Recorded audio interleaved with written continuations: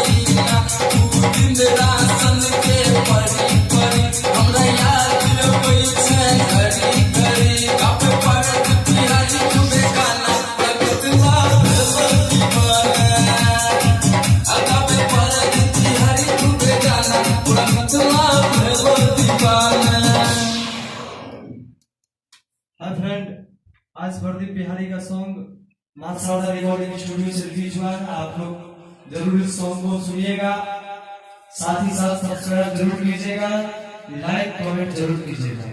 धन्यवाद।